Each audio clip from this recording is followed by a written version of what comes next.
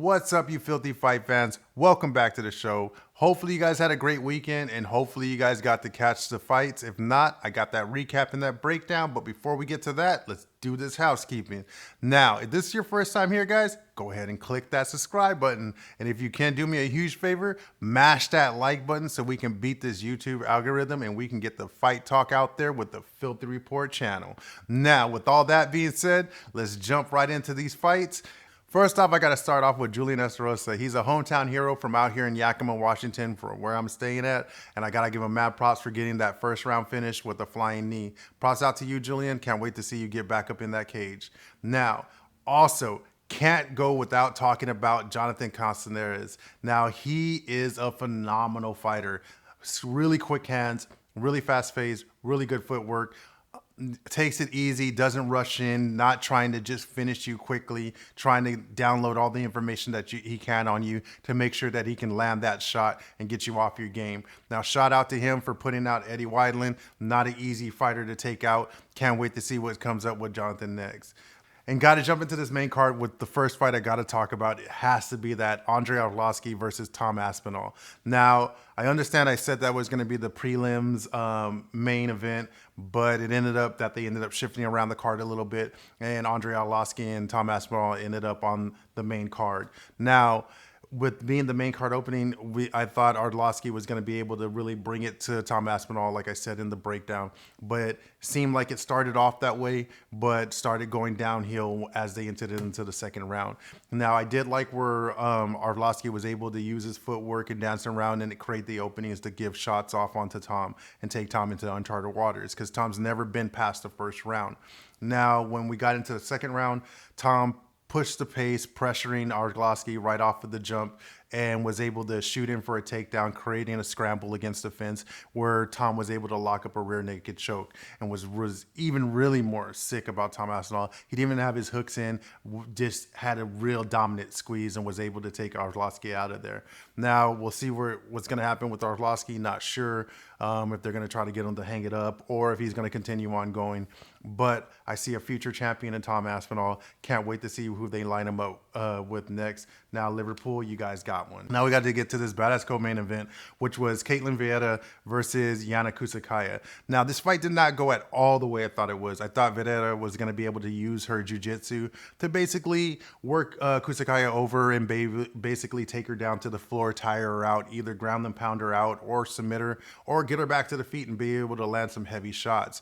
Now, when Kusakaya came in there, I knew her as just being a pure dominant striker. She had some really good kickboxing and Muay Thai and usually was able to dance around on the outside and pick people apart until she's able to land that heavy shot to put you out. But she changed up her game and was able to basically make Vieira's ground game insignificant by creating scrambles and using transitions to basically move the pace and get off the floor and get back to her feet and being able to lay heavy shots into Vieira.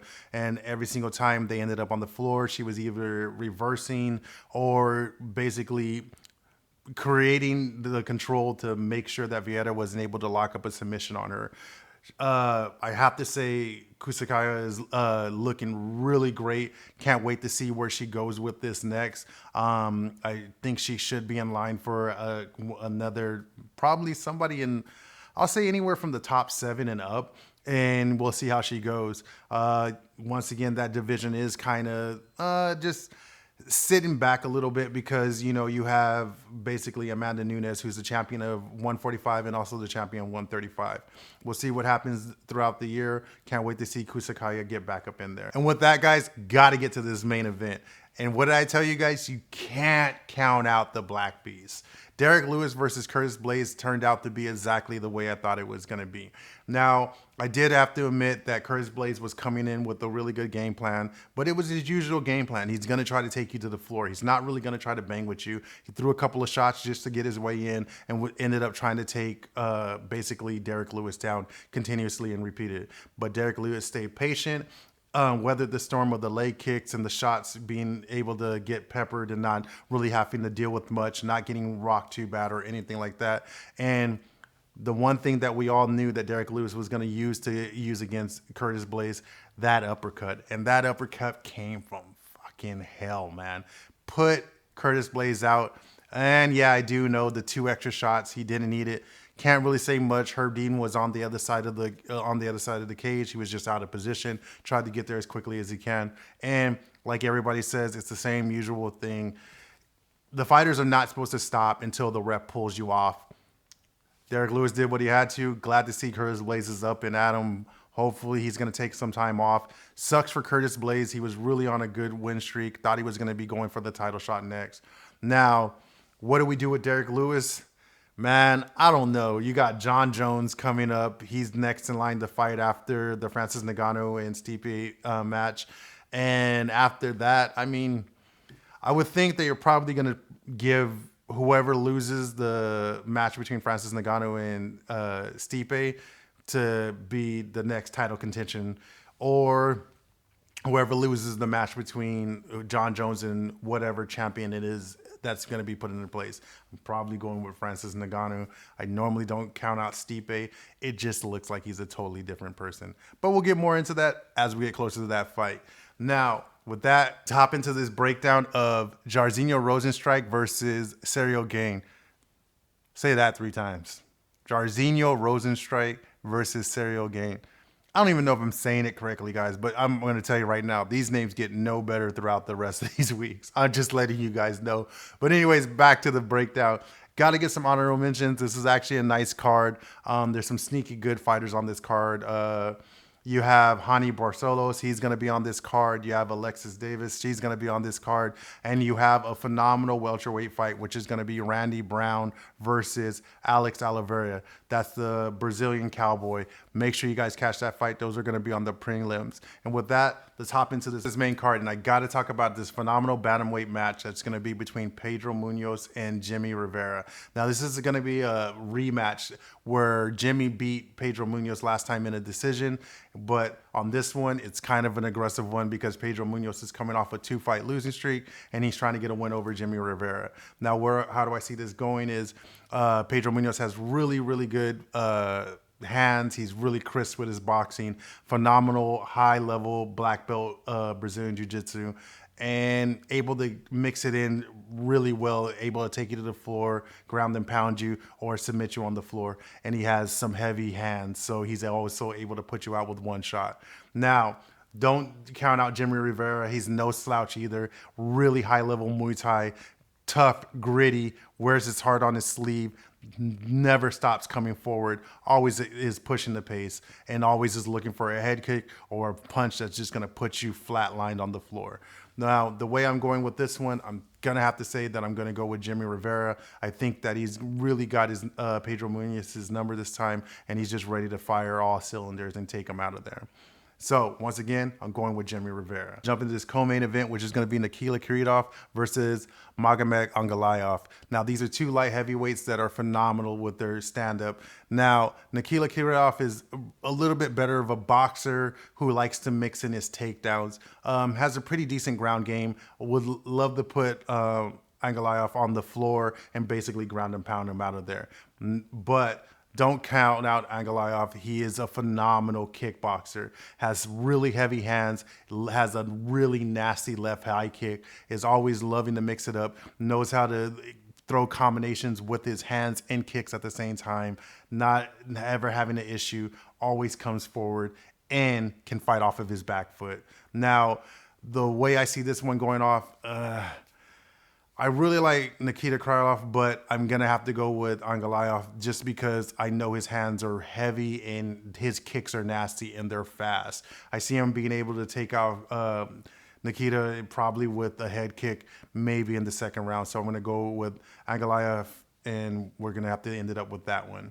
Now, let's jump into this main event, guys, which is going to be Jairzinho Rozenstruik versus Ciryl Gane. Now, you guys, there's not much to say about this fight, but yes, Jairzinho Rozenstruik is a freaking beast. He has power in his hands, loves to come forward, loves to push you to a pace and try to get you knocked off your feet and get you to the floor and be able to ground and pound you. And he can also put you out with one shot. Now, don't count out Ciryl Gane. And the reason I'm saying that after saying everything about Jairzinho Rozenstruik is this. Ciryl Gane is no joke. very good jiu-jitsu, high-level kickboxer, is technically savvy, has really good footwork, can fight off of his back foot, loves to come forward, and also he's seen really heavy punching power because he's Francis Ngannou's training partner. Now, with all that being said, I gotta go with Ciryl Gane. I think he's gonna be able to knock out Jairzinho Rozenstruik probably in the first round and just move through it. Also, Ciryl Gane is an undefeated fighter, so I'm locking in my pick with Ciryl Gane, and that's what I got for you guys for this breakdown. All right, guys, let's jump into this fight news. And I don't know if you guys have heard, but Khamzat Chimaev has fell out of the fight with Leon Edwards. So Leon Edwards is looking for a new dance partner for March 13th. And of course, he hit Twitter trying to call out everybody he can. And the first one to come up from the UFC was Colby Covington. Now, as much as you guys probably thinking and as much as I think it, that'd be the best matchup to happen for basically Colby Covington or Leon Edwards. Leon Edwards gets a chance to take on a title contender, and also, Colby Covington gets to take on the #1 contender who's coming up after Jorge Masvidal. So with that, Colby Covington said, nah, man, I don't want that match. I don't want that charity. I don't need UFC's charity, which is really weird. Even everybody's taken off guard because of just what I just explained to you guys. It would be the best matchup for Colby to take. So with that, I think it's a stupid move on Colby's part, but that's just my opinion. Don't really know what he's holding out for because we already know that Kamaru Usman and Jorge Masvidal is going to be coaching the Ultimate Fighter and later on the year going up against each other for that title fight.